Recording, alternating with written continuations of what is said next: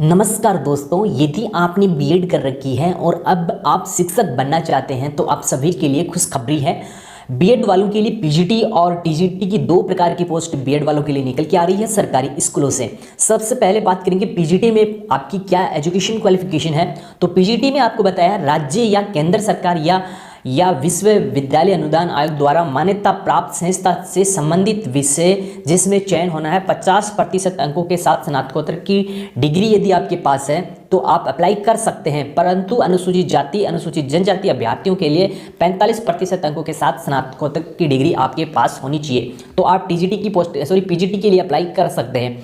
PGT में फिर आपको बताया है साथ ही मान्यता प्राप्त प्रशिक्षण संस्थान से बीएड अथवा राष्ट्रीय अध्यापक शिक्षा परिषद द्वारा बीएड समकक्ष घोषित डिग्री आपने कर रखी है तो आप पीजीटी के लिए अप्लाई कर सकते हैं। आप सभी के पास सुनहरा मौका है। आप काफ़ी समय से इस प्रकार की वैकेंसी का इंतजार कर रहे थे, बीएड शिक्षक भर्ती प्रक्रिया का इंतजार कर रहे थे, तो आप सभी के पास एक गोल्डन चांस है, इसमें आप अप्लाई कर सकते हैं। स्नातक इसके बाद टीजीटी की पोस्ट है। टीजीटी में आपको एजुकेशन क्वालिफिकेशन बताइए राज्य सरकार या केंद्र सरकार या विश्वविद्यालय अनुदान द्वारा मान्यता प्राप्त संस्था से संबंधित विषय में, यानी कि कंसर्ट सब्जेक्ट आपको इसमें बताया गया है। जिस सब्जेक्ट से आप अप्लाई कर रहे हो, जैसे कि होम साइंस से आप अप्लाई कर रहे हो, कॉमर्स से आप अप्लाई कर रहे हो, तो उससे संबंधित जो कंसर्ट सब्जेक्ट है आपका, इसमें 45 और 40% अंकों के साथ आपने ग्रेजुएशन कर रखी है, स्नातक की डिग्री कर रखी है, तो आप अप्लाई कर सकते हैं टीजीटी की पोस्ट के लिए। इसके बाद साथ ही मान्यता प्राप्त प्रशिक्षण संस्था से यदि आपने बीएड कर रखी है, इसके लिए अप्लाई कर सकते हैं। दोनों प्रकार की जो पोस्ट है वो बीएड वालों के लिए आपको मिल रही है, टीजीटी और पीजीटी की जो पोस्ट है।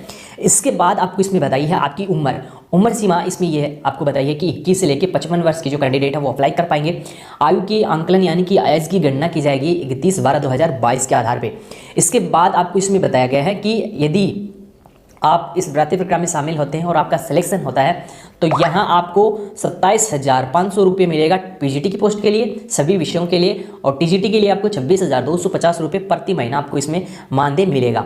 इसके बाद आपकी क्या क्या ड्यूटीज़ रहेगी, यानी कि आपको क्या क्या कार्य करने पड़ेंगे स्कूल में। तो सबसे पहले नियमित कक्षा का संचालन आपको करना पड़ेगा, आपको बच्चों को पढ़ाना होगा, बच्चों के द्वारा किए गए कार्यों की यानी कि होमवर्क की जाँच आपको करनी होगी, निरीक्षक कार्य आपको करने होंगे, मूल्यांकन आपको करना होगा, विद्यालयों में चयनित पाठ्यक्रम यानी कि पाठ्यक्रम आपको कंप्लीट करवाना होता है। और इसके बाद जो वहाँ के प्राचार्य होते हैं वो कुछ भी यदि आपको काम कराने के लिए कहें तो वो आपको करना होगा।